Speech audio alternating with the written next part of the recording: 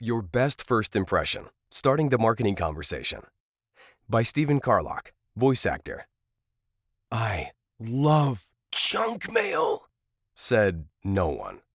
Well, maybe if you're gathering starter materials for a bonfire. But for the rest of us, those generic marketing ploys don't exactly warm the heart. There are 1,000 reasons why, but in the end, it all boils down to this. People are tired of being sold to. We want to be seen, and we want to be helped with needs that we actually have. But marketing is selling, right? Yes, the goal of marketing is to sell your services. At some point in your relationship with a potential lead, you will need to broach the topic of working together. But there's a right and wrong way to get there. The art of marketing is just that, an art. It takes time to learn, and there's too much nuance in it for any single person to teach you everything you'll ever need. But there are some major red flags and simple fixes that can transform your first contact. Let's take a look at 3 common mistakes together and what you can do to turn things around. Before proceeding any further, I want to make this clear. The voiceover industry is a creative industry where opinion matters just as much or more than specification. Voiceover marketing is relationship-based.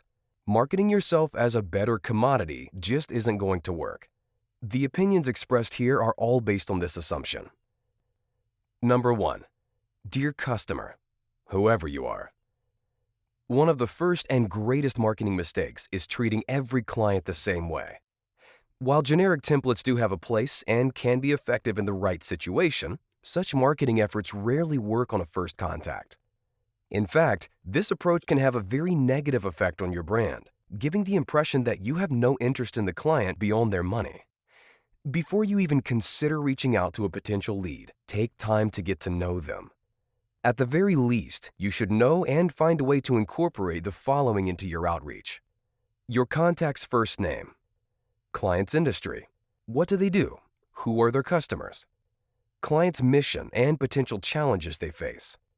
Knowing who your lead is and what they need help with is invaluable information to have and can help you make a much more personalized connection that says, I see you, I understand you, you can trust me. Clients want people to help them who have their best interests in mind. Nobody is expecting you to be completely altruistic here, but this is an attitude to aim for in your efforts. Number 2. Me. A second common mistake in the world of introductory junk mail is an overemphasis on the seller or the product. Yes, your marketing does need to present your service.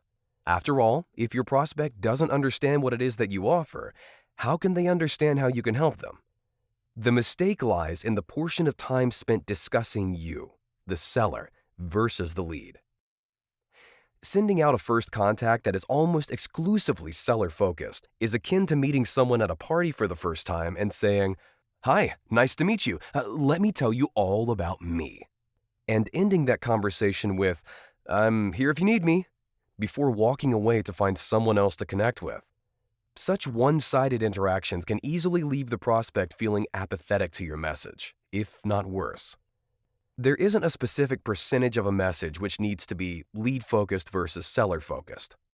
What is more important is the tone of the message. A 5-sentence email with just 1 sentence about the lead may have an excellent positive impact if it's the right sentence.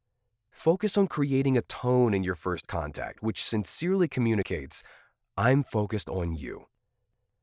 Number 3. Rushing to the finish line. The third red flag we need to address is rushing to the sale and trying to seal the deal in our first contact, as though if we don't make a sale right then and there, the whole deal is off and our chances are shot. There's nothing wrong with asking if your potential lead has an immediate need for a voice actor. Sometimes they do, and sometimes you really do close a sale on your first contact. However, "What will it take to get you into a used car today?" is not the right approach for a first contact. And pressing them for an immediate hire on your first or any contact is not ideal. Any message that smells like, "I'm a voice actor, please hire me," is the wrong message. Focus less on "hire me" and more on working together, collaborating with you, and similar messaging. Clients will get the idea, and you'll position yourself as caring about their work, which you likely do anyway. A cold, hard sell will rarely leave a lead with warm, fuzzy feelings. Your first contact is arguably the most important contact in a marketing relationship. As the old adage goes, you never get a second chance to make a first impression. When getting your foot in the door, make sure you do it in the right way. Be engaged, be client-focused, and be sincere. And ultimately, you'll be more successful.